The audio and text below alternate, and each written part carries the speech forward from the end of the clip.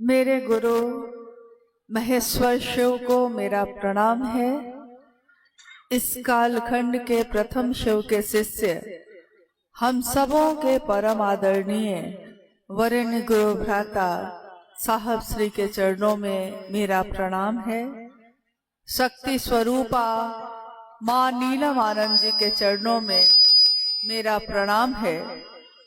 और वैशाली के महुआ के इस स्थान पे उपस्थित आप सभी गुरु भाई गुरु बहन के चरणों में मेरा प्रणाम है। शिव की असीम दया से, अपने गुरु की असीम दया से आज का ये शिव गुरु महोत्सव घटित हो रहा है। और भीषण ठंड में भी गुरु भाई गुरु बहन जिस तरह अपने गुरु के कार्य के लिए अपने घरों से निकल पड़े, उससे ये परिलक्षित होता है कि जज्बा अभी बहुत तीव्र है, गति तीव्र है। महादेव का काम अभी बहुत बाकी है और सभी शिव शिष्यों की सहभागिता से ये काम, ये गुरु का कार्य विश्व स्तर पे, जगत गुरु के स्तर पे पूरे जगत में व्याप्त होगा, इसकी प्रबल संभावना है। क्योंकि जहाँ इतने लोगों के सामूहिक प्रयास लगे हों, वहाँ कुछ भी संभव है। शिव के जगत गुरु स्वरूप से हम आप जुड़े हैं। मेरे गुरु हैं शिव।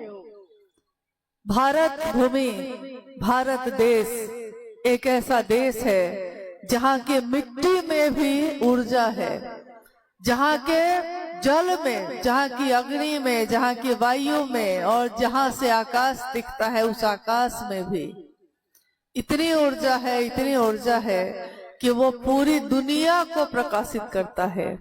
इसलिए भारत देश को विश्व गुरु भी कहा जाता है। भारत एक ऐसा देश है कि जब जब अज्ञानता ने, संकीर्णता ने, रूढ़िवादिता ने हम सबको अपने जंजीरों में जकड़ा है, हम सबको अपनी संकीर्णताओं में जकड़ा है, तो भारत की इस भूमि पे ऊर्जा का एक ऐसा प्रस्फुटीकरण हुआ है जिसने पूरे जगत को रोशन किया है। आपने अभी इस भजन में सुना, शिव साक्षात सिवान में आके गुरुमुख जग को किए। देखिए, शिव गुरु अपने शिष्य की तलाश में है, शिष्य गुरु की तलाश करता है, परंतु यहाँ गुरु ने शिष्य की तलाश की।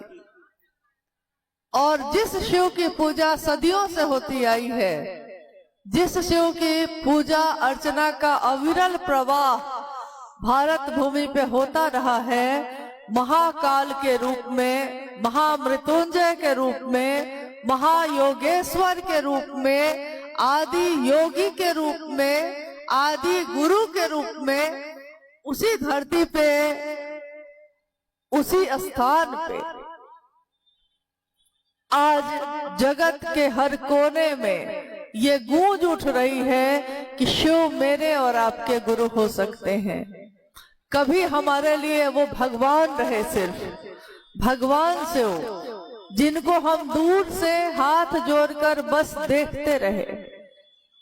हम सोचते थे कि महादेव तो सबसे बड़ी सत्ता है, वो मेरा आपका कैसे हो सकता है। हमने महादेव की पूजा भी की तो दूसरों पे आश्रित रहे। हमने रुद्रा अभिषेक भी किया, रुद्र का अभिषेक भी किया, तो किसी के श्लोक पे, किसी के वाक्य पे, किसी के कर्म कांड पे, किसी के ज्ञान कांड पे निर्भर रहे। कभी हमने ये नहीं सोचा कि वो महादेव जो भगवान है, जो देवों का देव है, जो गुरुओं का गुरु, सदगुरुओं का गुरु है, वो मेरे आपके जैसे सामान्य से अति सामान्य लोगों का गुरु भी हो सकता है।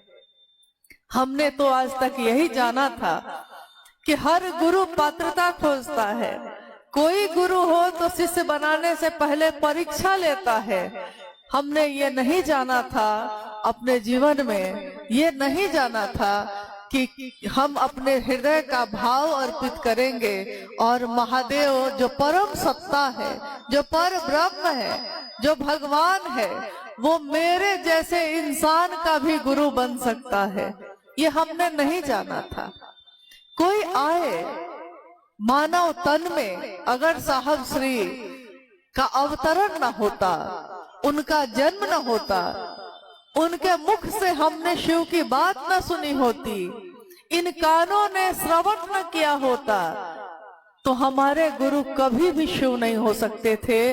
क्योंकि हजारों साल में जो काम नहीं हुआ वो इस कलयुग में हुआ। जो कभी सतयुग में न हो सका, जो त्रेता युग में न हो सका, जो किसी युग में न हो सका, कलयुग में ये सामने चरितार्थ हुआ कि हर व्यक्ति परमात्मा पथ का पथिक हो सकता है। हर मानव में ये पात्रता है कि वो जीव से शिव हो सकता है और मात्र शिव को अपना शिष्य भाव देकर ये काम हो सकता है। हम अपने गुरु शिव को क्या देते हैं? क्या महादेव मेरे जल चढ़ाने से खुश हो जाते हैं? हाँ, हो जाते हैं।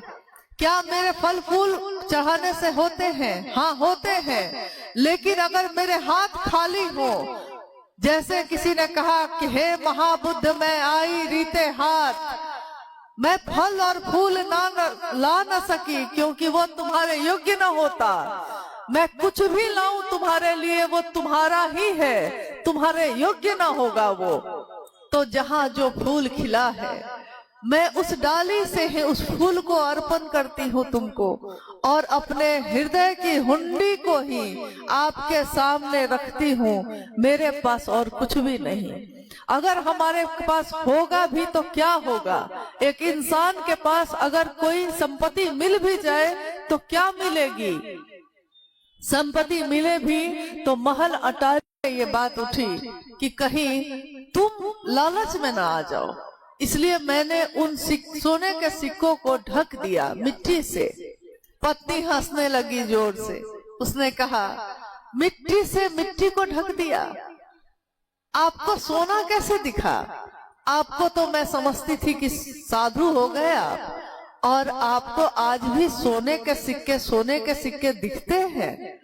मुझको तो ये मिट्टी ही दिख रहा है। मिट्टी है, मिट्टी डाल दिया आपने।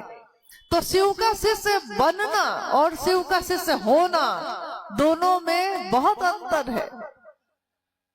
रहना नहीं देश वीराना है, सुनना और इसको फतिंगों को पकड़ने में मगन है।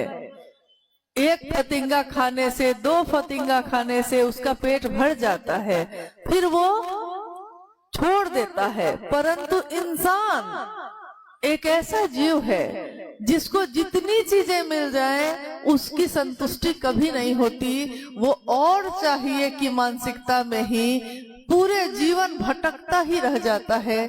कभी उसके मन को संतोष नहीं होता, कभी उसके मन को संतुष्टि नहीं मिलती। नतीजा ये होता है कि रक्त बीज की तरह उसकी इच्छाएं प्रतिदिन नई नई बढ़ती ही चली जाती हैं, और एक ही जगह है जहां जाकर उसके मन को उसके इस इच्छाओं की कामना करने की प्रवृत्ति को आश्रय मिल सकता है। वो है शिव गुरु की दया का आश्रय। महादेव की दया के आश्रय में जाकर ही उसको उसकी इच्छाओं को आश्रय मिल सकता है, संतुष्ट हो सकता है, दमित हो सकती है, वो खत्म हो सकती है। वो आपने अभी सुना और जानते भी हैं आप कि शिव के शिष्य साहब हरिंद्रानंद जी का जन्म 31 अक्टूबर सन 1948 को सिवान जिले के अमलोरी नामक ग्राम में हुआ। अपने जन्म से लेकर ही कहते हैं कि पूत के पांव पालने में ही दिखाई देने लगते हैं। बच्चा कैसा होगा बड़ा होकर, ये बच्चा में ही समझ में आने लगता है कि आगे बढ़ के वो क्या करेगा। उनके जन्म के समय से लेकर जब वो बड़े होते हैं, उनके पिता डॉक्टर विश्वनाथ प्रसाद सिंह, माता राधा देवी दोनों के गोद में पल रहे हैं। और जब वो बड़े होते हैं, 12 साल की आयु में पहली बार उन्होंने अपने घर में एक चमत्कार देखा। एक तांत्रिक के द्वारा उन्होंने देखा कि उसने खरीके को सांप बना दिया और सांप को खरीका बना दिया। और इस घटना को देखकर, इस चमत्कार को देखकर साहब श्री के मन में एक आवेश पैदा हुआ चमत्कार सीखने का। मैं भी सीखूंगा। साहब अक्सर ये बात कहते कि जब मैंने चमत्कार सीखने का सोचा था तो मैं सोचता था, जब मैं अघोरियों को देखता था, जब मैं जटाजूट वाले साधु को देखता था, भस्म लपेटे लोगों को देखता था, तो मैं सोचता था एक दिन चमत्कार सीखकर मैं भी ऐसा ही बनूंगा। और जब कोई आएगा मेरे पास, मैं चमत्कार दिखाऊंगा। जब कोई आएगा कहने कि बाबा मुझको ये दुख है, ये कष्ट है, तो मैं अपने चिमटे को जमीन में गाड़ूंगा और आशीर्वाद के रूप में अपने हाथों को ऊपर करके कहूंगा, जा तेरा भला हो बच्चा। और कह के साहब हंसने लगते। थी अपने माँ की, लोग उसको मिठाई देंगे तब भी वो रोती रहेगी, लोग उसको खिलौने देंगे तब भी वो रोती रहेगी, लेकिन जब माँ की गोद मिल जाएगी तो वो शांत हो जाएगी, क्योंकि उसको माँ चाहिए। लेकिन बच्चा बोल नहीं पाता, तो बच्चा अपने शब्दों को, अपने भाव को शब्दों में ढाल के व्यक्त नहीं कर पाता। वैसे ही साहब श्री उस समय अपने भाव को, जो वो चाहते थे, शब्दों में व्यक्त नहीं कर पा रहे थे। लेकिन एक दिन ऐसा आया जब उनके जीवन को ठहराव मिला, जब एक स्थान पे जाके वो ठहर गए, और वो जगह थी आरा जिला का गांगी शमशान। था गुरु की वंदना में ये श्लोक सदियों से लोग पढ़ते हैं, गाते हैं, अर्चना में इसका प्रयोग करते हैं। गुरुर ब्रह्मा गुरुर विष्णु गुरुर देवो महेश्वर, गुरु साक्षात पर ब्रह्म तस्मै श्री गुरुवे नमः। गुरु में ब्रह्मानी शक्ति होती है, पैदा करने की शक्ति। गुरु में वैष्णवी शक्ति होती है, यानी जीवन को चलाने की शक्ति। गुरु में रुद्रानी शक्ति होती है, जीवन को लय करने की। जो लाया है उसी में तेरा हूँ, तुझ में मिल जाऊं, उसी में मिल जाने की शक्ति। गुरु यहाँ तक कि साक्षात पर ब्रह्म, यानी वही अंश जो जीवात्मा में आता है तो जीव में आता है तो जीवात्मा कहा जाता है, मनुष्य में आता है मनुष्यात्मा कहा जाता है, और परम सत्ता में जाता है तो परमात्मा कहा जाता है। पर ब्रह्म गुरु ये सब होते हैं। साहब ने कहा कि मेरी आदत है कि मैं हर बात का उल्टा सोचता हूँ, तो मैंने उस समय यही सोचा था कि गुरु जब भगवान होते हैं तो भगवान गुरु क्यों नहीं है। और मैंने भगवान शिव को ही अपना गुरु बना लिया था। सन 1974 में उन्होंने शिव को अपना गुरु बनाया। सन 1975 में नमः शिवाय वायु के झोंके के साथ उनके सांसों पे नमः चढ़ा, शिवाय उतर गया। सन 1977 में जब बिहार प्रशासनिक सेवा में वो आए और उनका चयन हो गया, फिर उनकी ट्रेनिंग चली और उनकी पहली पोस्टिंग हुई गया के फतेहपुर में 2 महीने तक के लिए। उसके बाद उनकी पदस्थापना हुई पाटन, जो पलामू में है। और इस बीच में सन 1972 में साहब का विवाह मां नीलमानंद जी के साथ मनातूगढ़, जो पलामू में है, उस राज परिवार की बेटी राजमणि नीलम के साथ संपन्न हुआ 22 मई 1972 को। और 74 में उन्होंने शिव को गुरु माना। और आपने सुना कि 77 के बिहार प्रशासनिक सेवा की परीक्षा में वो उत्तीर्ण हुए।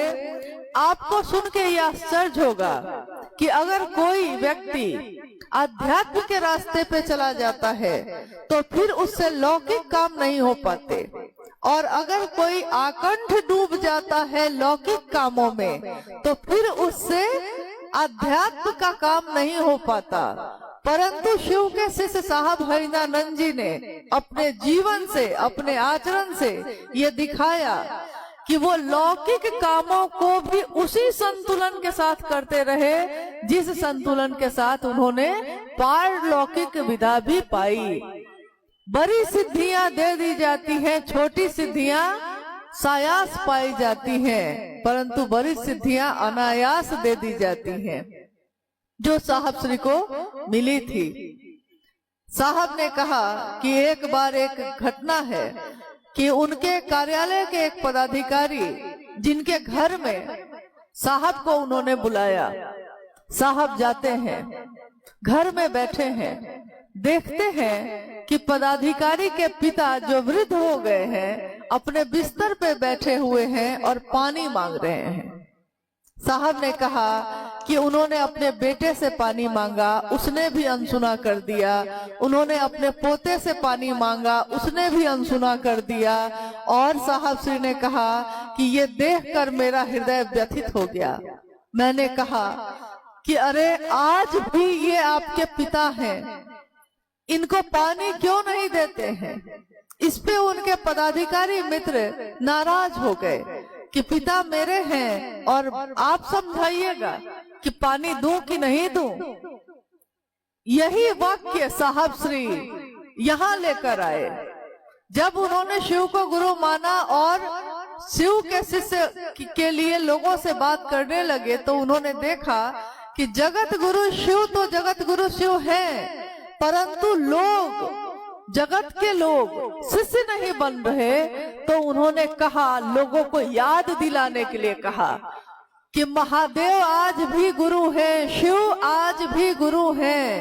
प्रारंभिक समय के गुरु भाई गुरु बहनों को याद होगा कि साहब ने पहला वाक्य, पहला स्लोगन यही दिया था, शिव आज भी गुरु हैं।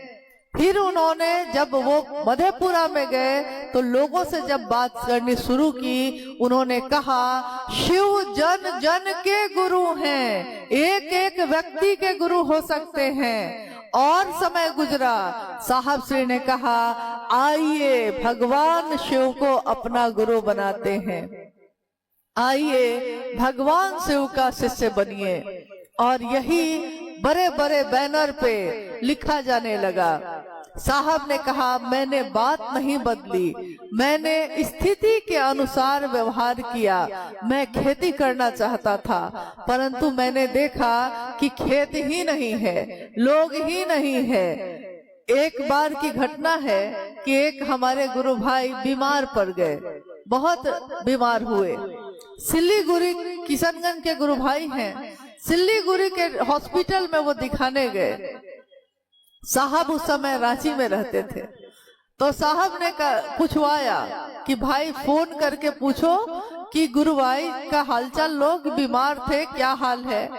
जब फोन गया रांची से तो वो गुरु भाई उस समय एक डॉक्टर से अपना चेकअप करवा रहे थे। डॉक्टर उनके शरीर की का परीक्षण कर रहा था। तब तक फोन बजा तो इन्होंने कहा कि थोड़ा रुक जाइए, डॉक्टर साहब से कहा थोड़ा रुक जाइए, जरूरी फोन है। फोन उन्होंने उठाया, इधर से साहब की आवाज गई, क्या हाल है कन्हैया जी? कन्हैया जी जो गुरु भाई हम लोग के हैं, उन्होंने उधर से कहा कि जी डॉक्टर से दिखाने आए हैं। साहब ने कहा एकदम दिखाइए, इलाज कराइए, ठीक होइए, मिजाज बनाइए। कह के जब फोन उन्होंने रख दिया तो उस डॉक्टर ने, जो हॉस्पिटल का डॉक्टर था, उसने पूछा किनका फोन था। इनके मुख से स्वभाववश निकल गया कि साहब का फोन था। फिर इन्होंने सोचा कि साहब कौन है ये जानता नहीं होगा, लेकिन डॉक्टर ने तुरंत कहा कि साहब हरिंद्रानंद जी की बात कर रहे हैं, शिव चर्चा वाले जो साहब हैं उनकी बात कर रहे हैं। इन्होंने कहा कि हाँ, उन्हीं की बात कह रहा हूं, उन्हीं का फोन था। तो डॉक्टर ने कहा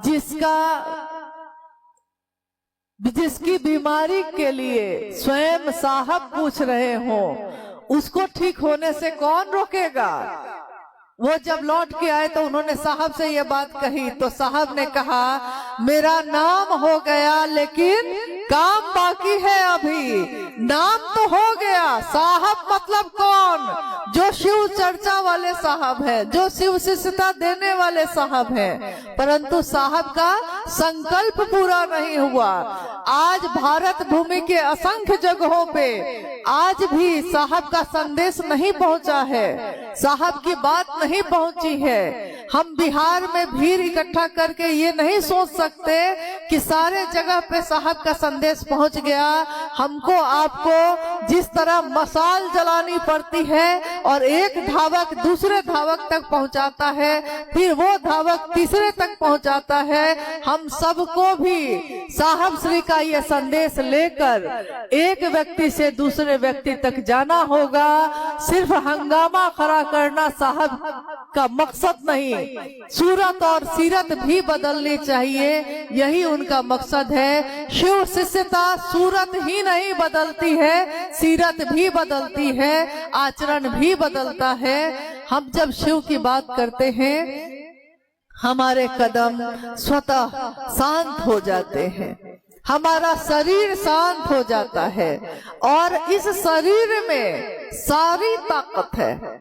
जिस शरीर को शिव ने बनाया है, इस शरीर में ये ताकत है, ये शक्ति है कि अगर वो शिव से मिल जाए तो वो क्या नहीं कर सकता है। अभी सबने कहा इतनी ठंड है, इतनी ठंड है, और जब भजन बज रहा था तो सारे लोग ताली बजा रहे थे।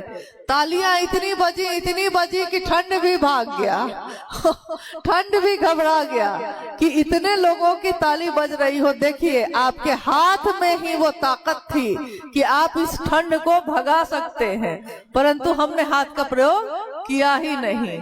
तो हमारी सोच में वो ताकत है कि हम शिव की बात दूसरों तक पहुंचा सकते हैं। हमारे आचरण में ये बात है कि कोई मुझको और आपको देखकर शिव को अपना गुरु बना सकता है।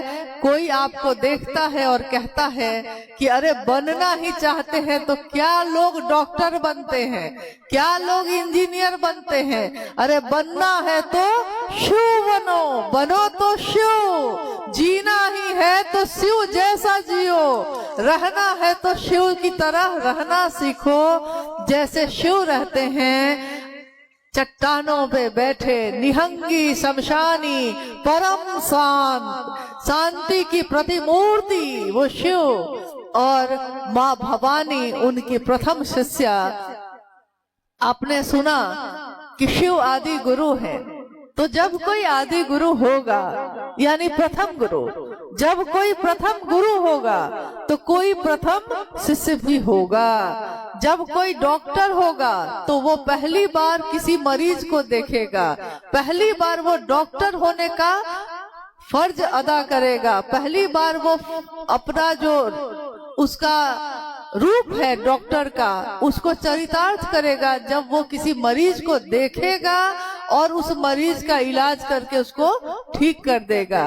तो पहली बार अगर कोई कहता है मैं शिव का शिष्य हूँ, तो पहली बार जब कोई शिव का शिष्य है तो कोई गुरु पहला होगा, पहला गुरु होगा तो पहला शिष्य भी होगा। माँ भवानी शिव की प्रथम शिष्या कही गई, शिव की शक्ति। इसीलिए आगम और निगम की बात की गई। आगम का अर्थ होता है शिव के द्वारा जो ज्ञान भगवती को दिया गया उसको कहा गया आगम, और भगवती के द्वारा जो संसार को ज्ञान दिया गया उसको कहा गया निगम। इसीलिए शिव की शक्ति माँ भगवती के अर्चना में ये गाया जाता है, आगम निगम बखानी तुम शिव पटरानी। इसीलिए इस शब्द का अर्थ यही है। आज के इस शिव गुरु महोत्सव में जहां दूर दूर से आप सभी गुरु भाई गुरु बहन आए हैं और आपने इस बहुत ठंडे मौसम का सामना किया है, हम सबका उद्देश्य मात्र एक ही है कि महागुरु महादेव मेरे आपके गुरु हो गए हैं, परंतु हर व्यक्ति के गुरु नहीं हुए।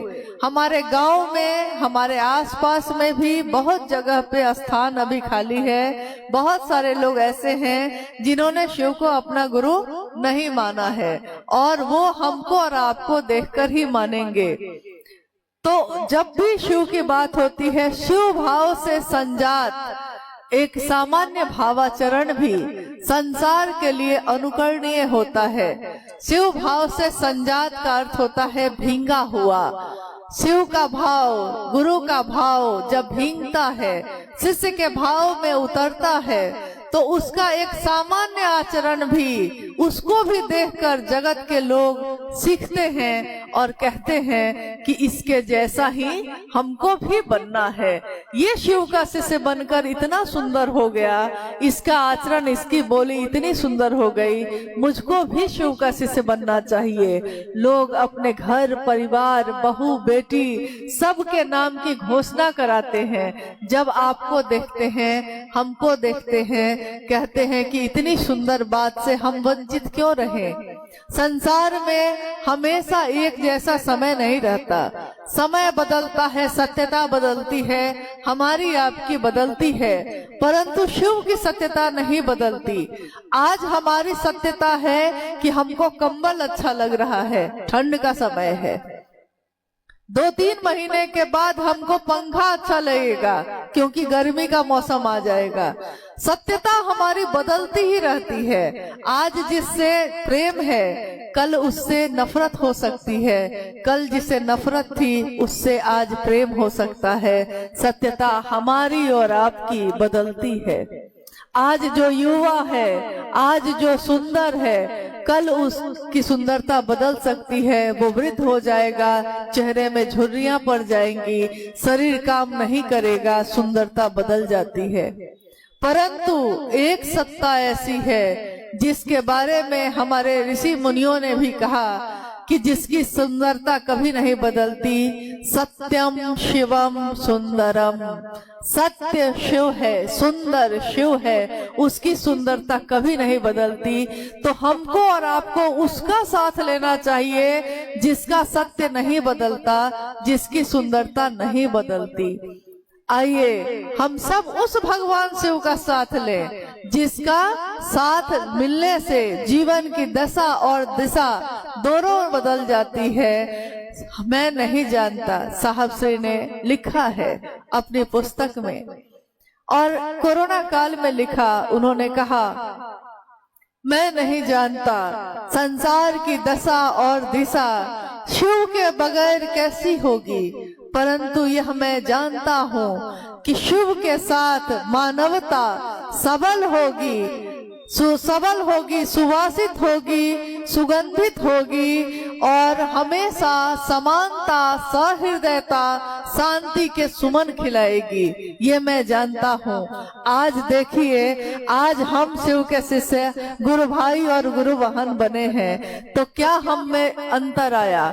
आज हम अलग अलग जाति के, अलग अलग धर्म के, वर्ण के, कोई अमीर है, कोई गरीब है, अलग जाति, अलग धर्म, अलग वर्ण, अलग संप्रदाय, अलग लिंग, पुरुष और स्त्री, परंतु हम सब के हृदय के भाव एक हो गए। और यही बात साहब ने कही कि कभी ऋग्वेद ने लिखा था ये, कभी ऋग्वेद की अंतिम ऋचा ये कहती है कि हम सब की सभा एक हो, हम सब का लक्ष्य एक हो, मंजिल एक हो, और हम सबके हृदय में जो भाव संचरित होता है वो भाव भी एक हो। आज जितने भी लोग, हम लोग आज इस समय अपने गुरु की दया के आश्रय में बैठे हैं, हम सबके हृदय में एक ही गूंज उठ रही है, महागुरु महादेव सबके गुरु हो जाएं। ये हरा भोला हरा शिवा की गूंज जो आज हमारे आपके घरों में उठती है, ये जागरण भजन जो दीदी नीलम आनंद जी का है, ये हमारे घर में हमारे चर्चा स्थलों पे गूंजता है। ये हर व्यक्ति के दिल की धड़कन बन जाए, इसकी कामना साहब श्री ने की। उन्होंने कहा कि मैं जब मंदिरों में घंटी बजते सुनता था, जब मैं सुनता था कि मंदिर में कोई घंटी बजाता है, तो मैं उसकी मधुर ध्वनि को सुनकर सोचता था कि मंदिरों की, शिवालयों की मधुर घंटियों को मैं मानव के जीवन में घोलना चाहता हूँ। ये मधुरता घुल जाए, आपके अंदर जो संकीर्णता है वो तिरोहित हो जाए, मानव का मानव से प्रेम हो जाए। और देखिए आज मानव का मानव से प्रेम घटित हो रहा है। जो साहब ने चाहा, जो साहब ने सोचा, वो आज हम सबके जीवन में ये गुजर रहा है। आज हम सब एक दूसरे के भाई और बहन बन गए। हम सब का लक्ष्य एक ही है, क्या है? गुरु स्वयं शिव हम सबके लक्ष्य हैं। हम सब का रास्ता एक ही है, क्या है वो रास्ता? शिव शिष्यता का राजमार्ग है। और इस राजमार्ग पे गुजरने वाला हर पथिक का पाथे, यानी रास्ते में अगर भूख लगे, प्यास लगे तो वो क्या खाएगा, क्या पिएगा? हर पथिक का पाथे तीनों सूत्र है। शिव की शिष्यता की पावन जलधारा अविच्छिन्न है, बहती जा रही है। और शिव का करुणा भाव जो है, गुरु का करुणा भाव जो सतत प्रवाहित है, व्यक्ति के मन से, उसके मन के भाव से जैसे ही मिलता है, उसके मन में एक चिन्मयी उद्वेलन पैदा करता है। और उसके मन का भैरव दैविक, दैहिक, भौतिक तीनों तरह के अवगुणों को त्रिशूल से विदीर्ण करता है। महादेव की करुणा यानी कि महादेव का गुरु भाव जैसे ही शिष्य के मन से, शिष्य भाव से मिलता है, जिस स्तर पे जाकर के दया होता ही तकी न हो जाते, महादेव के दया से दुख भी गुजर जाते और महादेव के दया से सुख भी आवे लगते। लोग यही कहते हैं कि महादेव की दया होगी तो क्या नहीं होगा।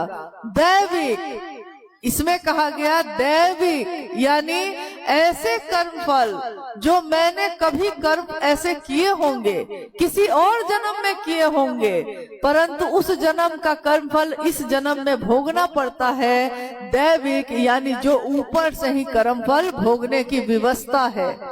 दैहिक शारीरिक कष्ट जो है, जैसे बहुत लोगों के पैर में दर्द, शरीर में बीमारी, यहाँ तक कि कितने लोगों के जीवन की अनुभूति है कि कैंसर जैसी बीमारी भी डॉक्टर ने जब जवाब दे दिया है और उसने महादेव से दया मांगी है, दया ही मांगी है, और अगले कुछ ही दिनों के बाद पता चलता है कि कैंसर तो है ही नहीं। ऐसी कितनी घटनाएं बहुत लोगों के जीवन में हुई हैं। शिव ने दिया ही दिया है, शिव ने क्या नहीं दिया, परंतु हमारा आपका मन कृतज्ञ होता है कि नहीं। तो दैहिक जो भी पीड़ा है, भोगने की व्यवस्था है, उसका संहार करते हैं शिव। भौतिक यानी हम सोचते हैं कि मेरे पास कुछ भी नहीं है, परंतु साहब श्री की उस वाणी को याद करिए जिसमें साहब ने कहा कि मैंने अपने गुरु शिव से इस बात के लिए लड़ाई की कि क्यों कोई साधु होगा तो वो फटे चिटे कपड़े पहनेगा, क्यों जब कोई साधु होता है तो उसके पाँव में चप्पल भी नहीं होती, कोई साधु होगा, कोई शिव का होगा तो वो अच्छा पहनेगा, अच्छा खाएगा, अच्छा जीवन जिएगा। और साहब ने कहा मैंने अपने गुरु शिव से लड़ कर ये आपके लिए लिया है। जो पहले साधु लोग को कुछ भी संभव नहीं था, कुछ भी उपलब्ध नहीं होता था, आज आप अच्छा पहनने लगे, आप अच्छा खाने लगे। महादेव की दया से क्या नहीं मिला। इतना ही ना साहब ने चाहा कि जो आपको मिला है उसमें थोड़ा अपने महादेव के लिए करिएगा, महादेव की बात दूसरों तक पहुंचाइएगा, बस इतना ही चाहा साहब ने। क्या हम सभी शिव के शिष्य साहब श्री की इस चाहत को पूरा नहीं कर सकते? आप में से जितने भी लोग यहाँ उपस्थित हैं, अगर एक आदमी भी प्रतिदिन एक व्यक्ति को भी शिव का शिष्य बनाएगा तो साहब की ये चाहत पूरी होगी कि नहीं? हम साहब और दीदी को क्या दे सके? कुछ भी न दे सके। उन्होंने दिया ही दिया, परंतु हमने साहब और दीदी को क्या दिया? तो क्या एक शिव शिष्य का उपहार हम प्रतिदिन दे सकते हैं कि नहीं? कहिए कि आप कर सकते हैं कि नहीं? एक शिव शिष्य का दान, एक शिव शिष्य का उपहार अपने साहब और दीदी को हम दे सकते हैं कि नहीं? और ये प्रतिदिन हमको करना होगा, क्योंकि प्रतिदिन हम अपने जीवन को चलाने के लिए कमाते हैं, प्रतिदिन हम भोजन बना के खाते हैं, तो प्रतिदिन हमको अपने गुरु के लिए भी एक नाम की घोषणा तो करने का संकल्प लेना ही होगा। कभी गुरु भाई गुरु बहन ऐसे भी हुए हैं प्रारंभिक समय में, जिन्होंने ये प्रण कर लिया था कि अगर सुबह में किसी के नाम की घोषणा नहीं होगी तो हम भोजन नहीं करेंगे। ये प्रण उन्होंने साहब से सीखा था। जब साहब श्री मधेपुरा से पटना आए और 9 महीने तक वो लोगों से कहते रह गए कि महादेव को गुरु बनाइए, 9 महीने तक लोग गुरु नहीं बनाए, तो साहब ने एक दिन माँ नीलम आनंद जी से कहा कि नीलम, आज हम लोग खाना नहीं खाएंगे, मैं तो भोजन नहीं करूंगा, बच्चों के लिए बनवाइए लेकिन मैं भोजन नहीं करूंगा। क्या खाक ये जीवन है? सारा काम हो रहा है, महादेव का ही काम नहीं हो पा रहा है, एक व्यक्ति भी शिव का शिष्य नहीं बना। और उसी के अगले दिन साहब के पिताजी के एक मित्र थे हरि काका, उन्होंने शिव को अपना गुरु बनाया था। तो साहब ने अपने आचरण से जो दिखाया उसको शिव के शिष्यों ने सीखा। उन्होंने ये सीखा कि जब मैं अपने गुरु के लिए नहीं कर पाऊं और मैं भोजन करके आराम से अपने घर में रहूं, इससे बेहतर है कि मैं भी पहले एक न एक व्यक्ति को शिव का शिष्य बनाऊंगा और तब भोजन करूंगा। और ऐसा बहुत लोगों ने किया।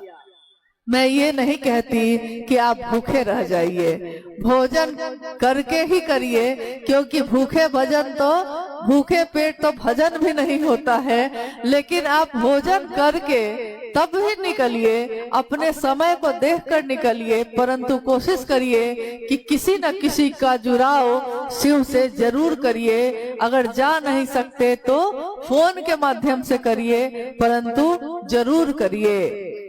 अभी आज का ये कार्यक्रम जो चल रहा है ये अभी थोड़ी देर और चलेगा, क्योंकि अब हम लोग जिज्ञासा और समाधान पे जाएंगे।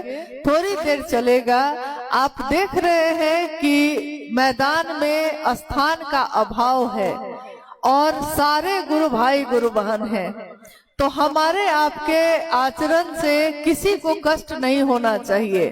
तो मेरा निवेदन है आप सबसे कि थोड़ी देर और जहां आप हैं, जिस स्थिति में हैं, उसी स्थिति में उसी तरह से शांत चित होकर खड़े रहिए, बैठे रहिए, जैसे आप हैं वैसे रहिए। और जब कार्यक्रम का समापन होगा तब भी निकलते समय धीरे धीरे निकलना है, क्योंकि शिव का शिष्य किसी को कष्ट नहीं देता और स्व अनुशासन में रहता है। महादेव का ही अनुशासन शिव शिष्यों पे चलता है, तो शिव का शिष्य अपने कदमों को बहुत धीरे धीरे संतुलित रूप से रहकर चलता है। आइए हम लोग जिज्ञासा और समाधान पे बात करते हैं। हेलो, एक भाई की जिज्ञासा है कि शिव को गुरु मानकर कहा जाता है 3 सूत्र करने के लिए। क्या ये 3 सूत्र करके मैं शिव का शिष्य हो जाऊंगा या किसी एक भी सूत्र को करके शिव का शिष्य बनूंगा? कृपया समझाया जाए। जिज्ञासा आई है, आपने सुना कि क्या मैं तीनों सूत्रों को करके शिव का शिष्य बनूंगा या अगर मैं नहीं करूंगा तो बनूंगा कि नहीं, अगर मैं एक सूत्र भी कर लूं तो मैं शिव का शिष्य बनूंगा कि नहीं। पहली बात तो ये है कि जब पहले अपने मन को थोड़ा ले जाइए साहब के जीवन पे। साहब ने सन 1974 में शिव को अपना गुरु बनाया था। उनके पास तीनों सूत्र थे? नहीं थे। कोई बताने वाला था? कोई नहीं था। स्वयं उन्होंने जो शर्त रखी थी कि आप तस्वीरों में जो हैं वैसे आइएगा तो नहीं सीखूंगा, आप मनुष्य के रूप में आइएगा तो नहीं सीखूंगा, अब आप जो बताएंगे वही सीखूंगा, इन शर्तों के अधीन अभी कुछ भी हुआ नहीं था। तो स्वाभाविक है उनके जीवन में तीनों सूत्र नहीं थे।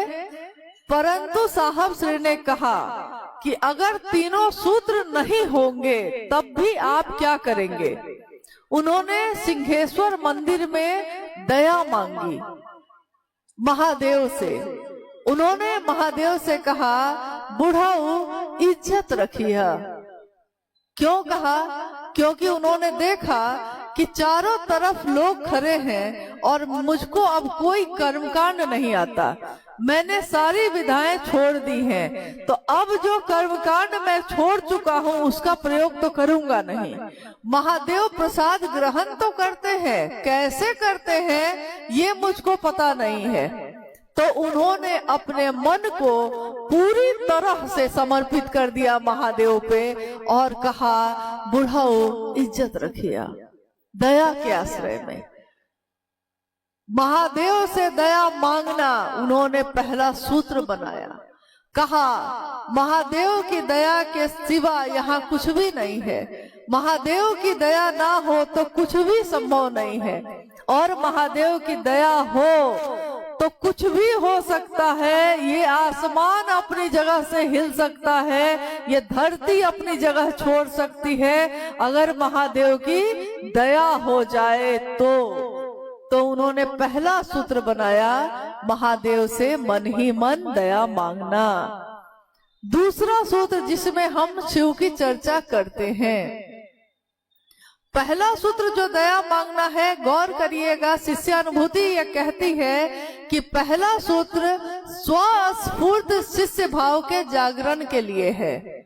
यानी शिव के शिष्यों के लिए या जो शिव का शिष्य बनने के जिज्ञासु हैं उनके लिए पहला सूत्र है, जो ये कहते हैं, हे शिव आप मेरे गुरु हैं, मैं आपका शिष्य हूँ, मुझ शिष्य पर दया कर दीजिए। ये स्वस्फूर्त यानी खुद में महादेव के लिए शिष्य भाव प्रकट हो जाए, इसके लिए है ये।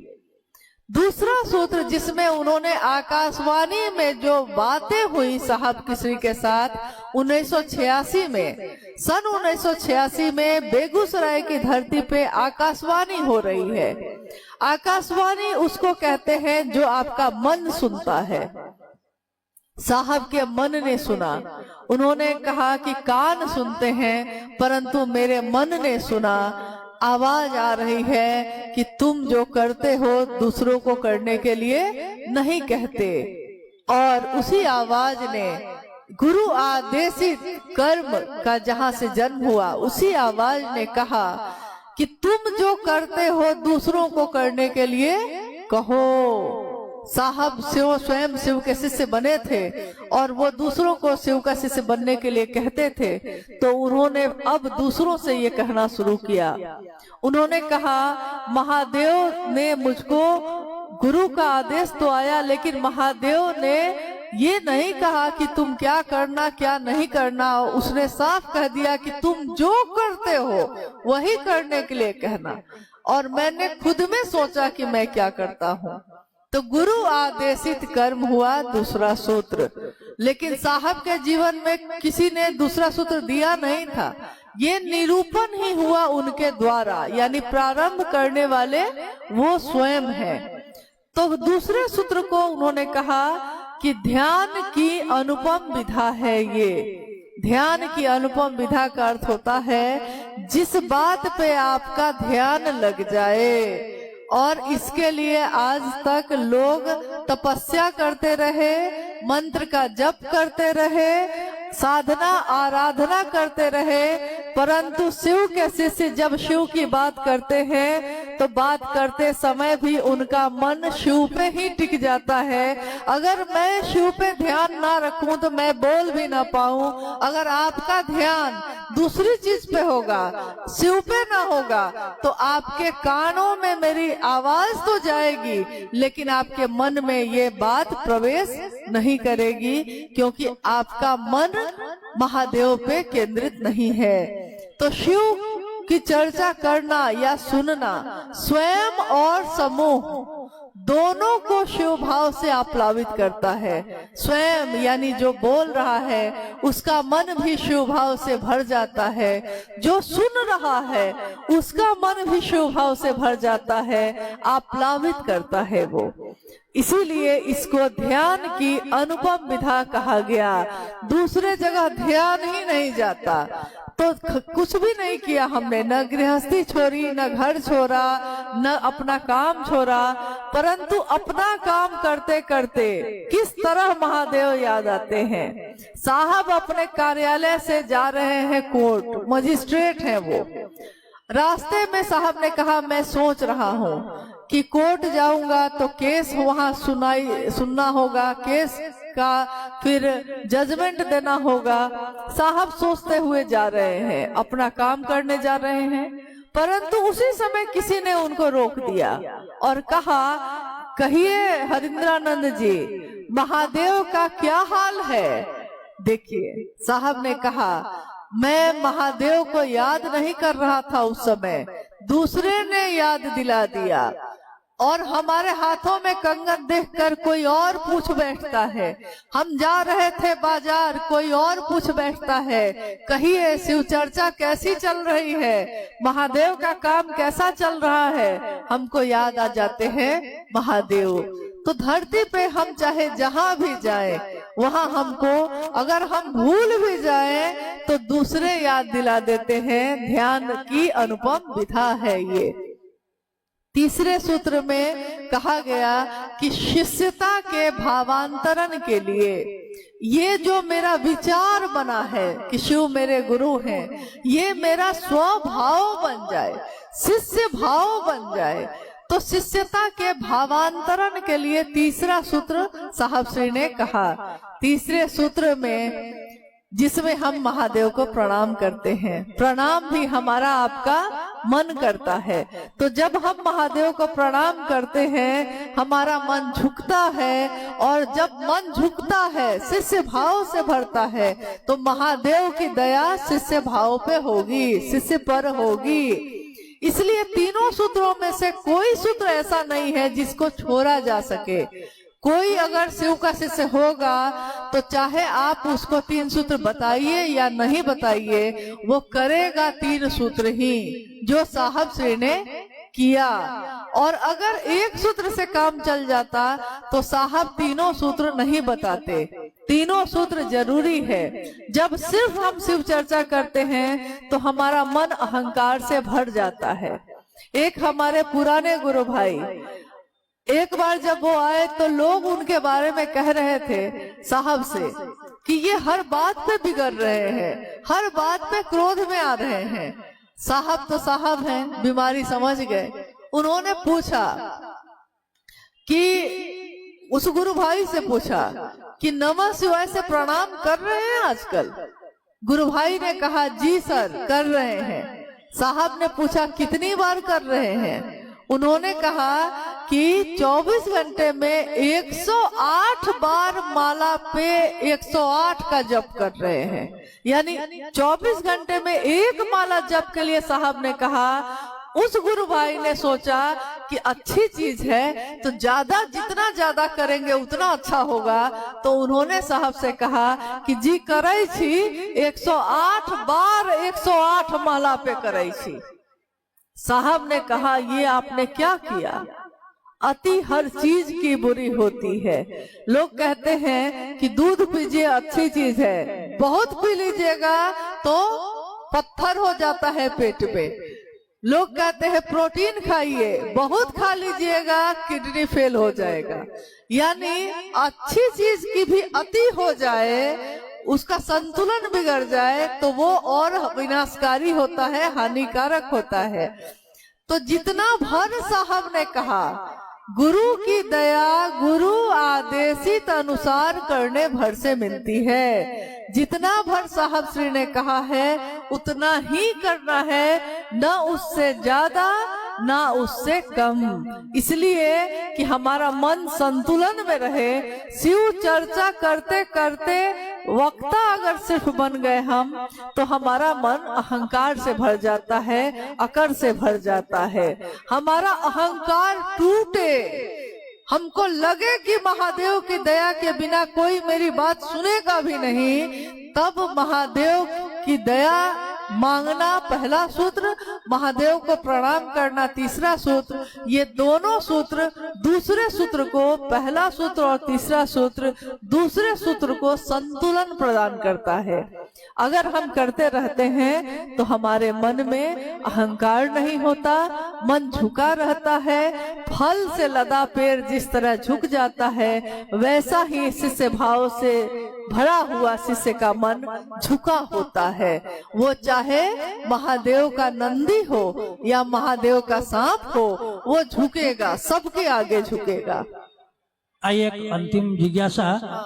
भाई सूरज कुमार है, इनके पुत्र हैं आनंद कुमार और सिद्धार्थ कुमार। इन्होंने लिखा, बरखा दीदी के चरणों में मेरा प्रणाम, हमें मात्र आपका शिष्य बनना है, कृपया हमको अपना शिष्य बना लीजिए। इस पर कुछ बात। लगता है मुझसे कहीं भूल हो रही है। देखिए, ये एक भाव है जो यहाँ आ गया है कि किसी ने कहा है कि मुझको आपका ही शिष्य बनना है, तो पहले ही साहब श्री की उस वाणी को याद कर लीजिए कि साहब ने साफ कहा कि ये गुरु का मंच है और गुरु का मंच शिव गुरु है मेरे आपके। गुरु का मंच गुरु का होता है। शिष्य इस पे आके अपने गुरु की महिमा का गान करते हैं, महिमा की बात करते हैं कि मेरे गुरु शिव आपके भी हो जाएं, इस बात को दोहराते हैं। लेकिन यहाँ कोई भी गुरु दूसरा नहीं होगा। ये साहब श्री ने प्रारंभिक समय में ही कह भी दिया और लिख भी दिया है। गुरु स्वयं शिव है, तो जब शिव गुरु है तो दूसरे किसी गुरु की जरूरत नहीं है। और जो खुद शिष्य हो वो किसी का गुरु क्या बनेगा। जो खुद सीखने की इच्छा में आ रहा हो महादेव के पास, वो आपको भी लेकर जाएगा। तो चलिए, मेरे साथ चलना चाहते हैं, मेरा सौभाग्य है, परंतु चलना हमको महादेव के पास है, साहब दीदी के साथ चलना है। साहब और दीदी ने जो जीवन दिया है उस जीवन को जीते हुए चलना है। बहारे दिन है चंद रोजा, यहाँ बहार के दिन चंद रोज के ही होते हैं। यहाँ खुशियाँ कम होती हैं, बेशुमार गम होते हैं। बहार दिन है चंद रोजा, न चल यहाँ सर उठा उठा के। कोई ये ना सोचे कि मैं कुछ बन गया हूँ, कुछ हो गया हूँ। ये बहार के दिन चंद रोज के होते हैं। बहार दिन है चंद रोजा, न चल यहाँ सर उठा उठा कर। कज़ा ने, समय ने, वक्त ने, कज़ा ने ऐसी हजार सूरत बिगाड़ डाली बना बना कर। मुझ जैसी हजार सूरत महादेव बनाकर बिगाड़ डालते हैं, लेकिन महादेव की सूरत हमेशा सुंदर ही बनी रहती है। इसलिए कभी भी अपने मन को महादेव से अलग डिगने मत दीजिए। चाहे कोई अच्छा लगे तो सोचिएगा कि अच्छा भी लगता है तो इसलिए लगता है क्योंकि वो शिव की बात करता है, बात शिव की है इसलिए अच्छा लगता है। वो व्यक्ति अच्छा नहीं लग रहा, उसकी बात अच्छी लगती है, क्योंकि मंत्र अच्छा नहीं लग रहा, मंत्र का जो चैतन्य है वो अच्छा लग रहा है। नमः शिवाय शिव का मंत्र है, इस मंत्र में शिव का चैतन्य है। जब हम बोलते हैं जागा जागा महादेव, तो जागा जागा महादेव में शिव का जगना है, मानसिक तल पे, आध्यात्मिक तल पे।